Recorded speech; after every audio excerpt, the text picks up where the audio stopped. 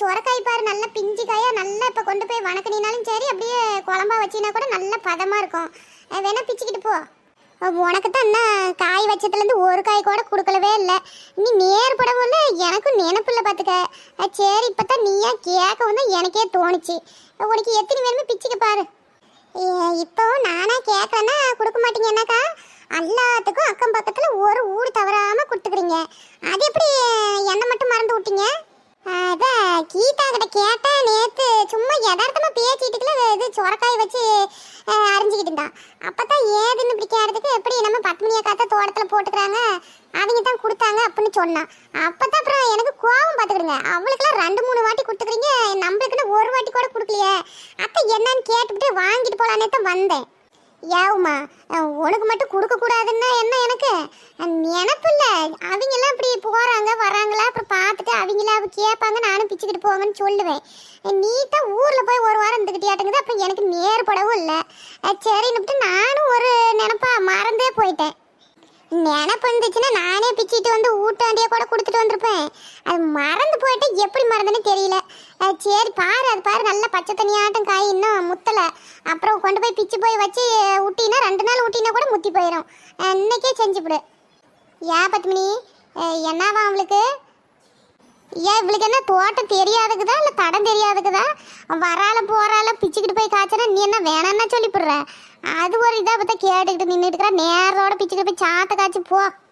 அது எப்படி பத்திராளியக்கா? அவங்க தோட்டத்தில் போய் நம்ம கேட்காத கை வைக்கக்கூடாதுல்ல. என்னத்தான் பழகிக்கிட்டு இருந்தாலும் ஆள் இல்லாமல் பிச்சை அப்புறம் நம்மளை பார்த்துட்டு இன்னொருத்தர் பிச்சுக்கிட்டு போயிடுவாங்க. அப்புறம் நாம் தானே நினச்சிக்கிட்டு அவங்களும் கண்டுக்காம விட்டா அவங்களுக்கு தானே நைட்டை சொல்லுங்க. அது ஆள் இருக்கும்போது கேட்காம பிக்கிறது அது ஒரு கணக்கு. அது இல்லாத போது நம்ம கை வைக்கக்கூடாது பார்த்துக்கிடுங்க. ஆமாம் ஆமாம் உமா, நீ சொல்கிறது சரிதான். அது கேட்காம பிக்கலாம், அது ஆள் இருக்கும்போது நீ சொல்கிற மாதிரி. இது தடம் தாரையில் போகிறாங்க, ஒரு நாளைக்கு 100 பேர் போகிறாங்க வராங்க. ஒருத்தர் பிச்சுக்கிட்டு போனால் அப்புறம் நான் 10 மணி என்னத்த கண்டா?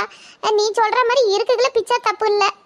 ஆமாக்கா, பார்த்தீங்களா தோட்டத்தில் காய் மட்டும் சும்மாவா வருது சொல்லுங்க. அவங்க இருக்குதுல நம்ம எத்தனை காய் வேணாலும் பிச்சுக்கிட்டு சொல்லிப்பிடலாம். நாம இல்லாத போது கை வைக்கக்கூடாது. ஆமாம், அதுவும் சரிதான். அது ஒரு பொதாரா இருக்குது, எதனா ஒரு குச்சி கல்லுக்குள்ளே எடுத்து போட்டு விட்டீங்கன்னா ஒரு பூச்சிப்புழு இருந்தால் கூட ஓடி போயிடும். நீ பாட்டுக்கு கையை வச்சு காய பிக்கிறேன்னு போய் பிச்சுக்கிட்டுக்காத. அது எதனா தட்டி விட்டு அப்புறமேட்டுக்கு அது ஒரு காய்க்குது பாரு, இழுத்து அசாம அந்த கொடியை இழுத்து விட்டு பிச்சுட்டு. எனக்கு கூட 2 நாளைக்கு முன்னாடி கொடுத்த ஒரு காய் கொடுத்தீங்கள 10 மணி, அம்புட்டு ருசியாக இருந்துச்சு. நானும் அப்படியே தப்பனாப்பில் கொஞ்சமாக தண்ணி வச்சு தக்காளி போட்டு வணக்கி அப்படியே பெரட்டிக்கிட்டு திங்குற மாதிரி வச்சு விட்டேன். அம்புட்டு ருசியாக தான் இருக்குது, காய் நல்ல ருசியாக இருக்குது. ஆமாக்கா, பார்த்தீங்களா ஒவ்வொரு காய் என்னதான் பண்ணாலும் அது ருசியே வராது. போன பாவம் போட்டிருந்தேன் பாருங்க, அந்த காய் வெறும் சக்கையாட்டம், ஒரு ருசி இருக்காது. இந்த காய் நல்ல ருசியாக தான் இருக்குது. நானுமே ஒரு நாள் விட்டு ஒரு நாள் செய்யறேன் பார்த்துக்கிடுங்க. உடம்புக்கு நல்லதில்லை, நீர் சத்து. அதுவும் அந்த சொரக்காயில் இந்த பச்சை காராமணி இருக்குது பாருங்க, நல்லா பிஞ்சா, அதை உளிச்சு போட்டு வணக்கணுமா, 2க்கும் காம்பினேஷன் அம்புட்டு அருமையாக இருக்கும். ஆனால் இப்போ காராமணி காய் சீசன் இல்லை. இப்போ தான் எல்லா காட்டிலையுமே பூ எடுத்துக்கிட்டு இருக்குது. ஆமாம், நல்லா ஒரே அந்த காராமணி கொட்டையை நல்ல முத்த கொட்டையை கொஞ்சம் ஒளிச்சு போட்டு 2த்தையும் வேவிச்சு வணக்கணுமா, அம்புட்டு ருசியாக தான் இருக்கும். அப்புறம் இந்த நல்ல பச்சை காயா இளங்காயா கடைஞ்சமாவும் நல்லா இருக்குது, அதுவும் ஒரு ருசியாக தான் இருக்குது. வேணும் சோரக்காயை கடைஞ்சி கூட தின்னு பாரு, அப்படி சட்னியாட்டம் அம்புட்டு ருசியாக இருக்குது. ஆமாக்கா, எனக்கு கூட பிடிக்கும் பார்த்துக்கிடுங்க. இந்த சொரக்காயை கடைஞ்சாலும் பிடிக்கும், காராமணியும் சொரக்காயும் போட்டு வணக்கினாலுமே பிடிக்கும். அப்புறம் கிரேவியாட்டம் நல்லா தப்புனா அப்புறம் நீங்கள் சொன்னீங்கல்ல அந்த மாதிரி வச்சு அப்படியே சோத்தத்தில் பிசைஞ்சு திங்கிறதுக்கும் நல்லாயிருக்கும். ஆனால் எப்படினாலும் சொரக்காய் சாப்பிடுங்க, எனக்கு பிடிக்கும். சரி, உனக்கு எப்படி பிடிக்குதோ அப்படி போய் செஞ்சு சாப்பிடு. நானும் பருத்தி எடுக்க போகணும், நேராகி போச்சு.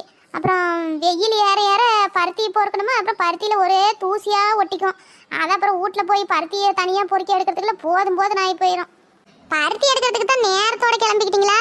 நான் கூட என்ன தோட்டத்தில் இந்நேரத்துலேயே வேலை விடியாத்துமேன்னு நினச்சேன். ஆமாம் 10 மணி, எப்படின்னா வெய்யேறி போச்சுன்னா பருத்தி பொறுக்கிறதுக்கு வேற குத்துமில்ல முள்ளாட்டம், அது வேற ஒரு பக்கம். அப்புறம் எல்லாம் அந்த தூசி வேற ஒட்டிக்கும் அந்த பஞ்சில். அதுக்கு தான் இந்த கொஞ்சம் நல்ல இது பனி பெய்யக்கிலேயே எடுக்கிறது, அதுக்கு தான். அதனால தான் பருத்தியெல்லாம் மத்திய நேரத்தில் எடுக்க மாட்டேங்கிறாங்க, வெய்ய நேரத்தில். மற்ற எல்லா வேலையும் எல்லா நேரத்துலையும் செய்கிறாங்க, ஏன்டா பருத்தி மட்டும் நேரத்தோடு எடுக்கிறாங்கன்னு நானும் யோசிப்பேன். தூசி ஒட்டிக்கும், அதனால தான் நேரமாக எடுக்கிறீங்க.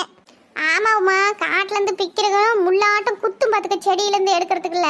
அப்புறம் வீட்டில் கொண்டாந்து போட்டு அந்த தொட்டில் தனியாக பருத்தி தனியாக எடுக்கிறதுக்குள்ள ஒரே தூசியாக இருக்கும். அதை பிரித்து எடுக்கிறதுக்கு அப்புறம் அது ரொம்ப வேலை வாங்கிவிடும். இப்படி கொஞ்சம் இலை நேரத்துலேயே எடுத்தோமா அந்த பனியில் அது ஒரு தூசி பெருசாக ஒட்டாது, கையவும் குத்தாது பார்த்துக்க. சரிக்கா, அப்போ நீங்களும் போய் பருத்தி நேரத்தோட பொறுக்கிட்டு வந்துருங்க. அப்புறமா சும்மா இருக்கிறதுல கூட நானும் வாரம் ஒரு கூட பருத்தி கூட வந்து எடுத்து தாரேன். இப்போ வந்ததே வந்து ஒரு செம்ம தட்டாச்சும் அறுத்துக்கிட்டு போகிறேன் அப்படியே மாட்டுக்கு.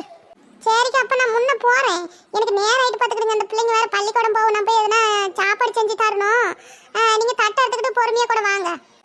சரி உமா, நீ போ, உனக்கும் நேரம் ஆகும் பார்த்துக்க. நான் வாரேன், நான் பொறநாடியே வாரம் ஒரு செம்ம வந்ததே வந்து அப்புறம் திருப்பி இன்னொரு நட வரணும். நான் வந்துடுறேன், நீ போ. எங்கெல்லாம் கூட்டமாக கிளம்பியாச்சு காலம் காத்தால. அட அது ஒன்றும் இல்லை பத்திராளியக்கா, எல்லாம் புதுசாக இப்போ லைனாக கடை கட்டி விடுவாங்களா, அது என்ன பேர், காம்ப்ளெக்ஸு. அந்த காம்ப்ளெக்ஸை திறக்கிறதுக்கு எங்களை தான் சீஃப் கெஸ்ட்டாக கூப்பிட்டுருக்குறாங்க பார்த்துக்கிடுங்க. அப்புறம் போய் கூப்பிட்ட மரியாதைக்கு சட்டனை திறந்து வச்சுட்டு வரணும்ல. அப்புறம் நேரம் ஆகிட்டுன்னு நம்மளை பற்றி தப்பாக நினைக்க மாட்டாங்க. காம்ப்ளெக்ஸை திறக்கிறதுக்கு உங்கள் 3 பேர்த்தையும் கூப்பிட்டுக்கிறாங்க. கடையை திறந்து வைக்கிறதுக்கு ஒரு முகராசி வேணாம். 3 பேர் முகரக்கட்டையும் பார்த்தா கடை விளங்கிரும். உங்களுக்குலாம் ஒரு மனசாட்சின்னு ஒன்று இருக்குதா? கடை திறந்து வைக்க போகிறேன்னு வண்டியாக புழுவுறீங்க. எங்கே போகிறீங்கன்னு கேட்டால் இந்த இடத்துக்கு போகிறேன்னு சொல்கிறத விட்டுவிட்டு. அது மட்டும் இல்லை, நான் இப்போ ஒன்று சொல்கிறேன், நல்லா கேட்டுக்கிடுங்க. நீங்கள் கஷ்டப்பட்டு உழைச்சி சம்பாரித்து உங்கள் காசை சேர்த்து வச்சு நீங்கள் ஒரு கடை கட்டுறீங்களோ பில்டிங்கு கட்டுறீங்களோ என்னமோ ஒன்று கட்டுறீங்கன்னு வச்சுக்கிடுங்க. அதை உங்கள் வீட்டில் இருக்கிற பெரியவங்களோ இல்லை உங்கள் பிள்ளைங்களோ இல்லை நீங்களே கூட ஓப்பன் பண்ணுங்க. அது என்னத்துக்கு ஆறுனே தெரியாதவங்க அவங்க வந்து திறந்தா தான் வந்து அது விளங்குமா? நாம் வந்து வியாபாரம் பண்ணுறதுக்கு நாம் ஓப்பன் பண்ணுறோம், கஷ்டப்பட்டு சம்பாதிக்கிறது என்னமோ நாம். அதை நம்ம கையால் திறந்து வச்சா அது இன்னும் எம்பிட்டு சந்தோஷமாக இருக்கும். யோசிச்சு பாருங்க. ஏக்கா, பத்திராளி அக்கா, நீங்கள் கோவத்தில் சொன்னீங்களோ இல்லை யோசிச்சு நல்லா சொன்னீங்களோ, ஆனால் நீங்கள் சொன்ன மேட்ரு என்னமோ சூப்பர் சரியான மேட்ரு. எல்லாருமே அப்படித்தான் பண்ணுறாங்க, அது என்னன்னு தெரியல. அவங்க கஷ்டப்பட்டு லோனை எடுத்து பக்கத்தில் கடனை வாங்கி நகையை அடகு வச்சு ஒரு பிஸ்னஸ் பண்ணுறேன்னு சொல்லி பெரிய பெரிய பில்டிங்கை கட்ட வேண்டியது, கடையை கட்ட வேண்டியது, ஹோட்டலை ஆரம்பிக்க வேண்டியது. ஆனால் கடை திறப்பு விழா இன்னார் வராங்க இந்த நேரம்னு ஒரு பெரிய போஸ்டர் ஒன்று அடிச்சுப்படுறாங்க. ஏன் அதை கஷ்டப்படுற நீங்களே திறங்கல? இல்லை நீங்கள் நல்லா இருக்கணும்னு நினைக்கிறது உங்கள் அப்பா அம்மா அவங்க வீட்டில் பெரியவங்க இருப்பாங்க, அவங்கள வச்சு திறங்க பாரு, நீங்கள் வாழ்க்கையில் ஓஹோன்னு இருக்கலாம். ஏட்டி நெட்டவள்ளி, இவங்க 2 பேரும் சொல்கிற மாதிரி எல்லாம் யோசிக்க ஆரம்பித்து அப்புறம் விழிப்புணர்வு ஆயிட்டாங்கன்னு வச்சுக்கிட்டேன். அப்புறம் நம்மளை மாதிரி ஆளுங்கள்லாம் எங்கிட்டு போய் ஓப்பன் பண்ணி திறப்பு விழா பண்ணுறது ஒன்றும் புரிய மாட்டுக்கு. சரி விட்டுட்டி, அவங்க சொல்கிறது கரெக்டு தானே. சரிட்டி வாங்க, நம்ம போவோம். நேரம் ஆகிட்டு போய் வேலை இருக்குதா இல்லையான்னு கேட்டுவிட்டு வந்தோமா அப்புறம் அடுத்த வேலையை ஆரம்பிச்சுக்கிடலாம்ல. ஏண்டி என்ன வேலைன்னு கேட்டலாம் அந்நேரத்துலையே ஒருத்தவளும் வாய் திறக்க மாட்டேங்கிறீங்க. அட அது ஒன்றும் இல்லை பத்திராளியக்கா, பக்கத்து ஊர்லலாம் போன வாரத்துலேருந்தே ஏறி வேலை கொடுத்துட்டாங்களாம். நம்பூருக்கு தான் இன்னும் என்ன ஏதுன்னு சொல்லாமையே இருக்கிறாங்க. சரி அதைத்தான் போய் என்னன்னு பார்த்துட்டு வந்தேன். அப்புறம் வேலைக்குதுன்னு சொன்னாங்களா கூட, வீட்டு வேலையை நேரத்தோடு முடிச்சுக்கிட்டோமா அங்கே போகலாம்ல. நீங்களும் கூட பருத்தி சட்னா பொறுக்கிட்டுருங்க. நாங்கள் என்ன ஏதுன்னு விஷயம் தெரிஞ்சிட்டு வந்து அப்புறம் சொல்கிறோம், நீங்களும் வருவீங்களாம். சரி, அப்போ என்னன்னு தெரிஞ்சுக்கிட்டு எனக்கும் என்ன வேலையா இல்லையான்னு சொல்லுங்கள். நீங்கள் பாட்டுக்கு இருந்துக்கிடாதீங்க. அப்புறம் பத்மினியும் தோட்டத்தில் தான் இது தட்டை எடுத்துக்கிட்டு அவகிட்டையும் போகும்போது சொல்லிவிட்டு போங்க. சரி, நாங்கள் போகும்போது பார்த்துட்டு போகிறோம்.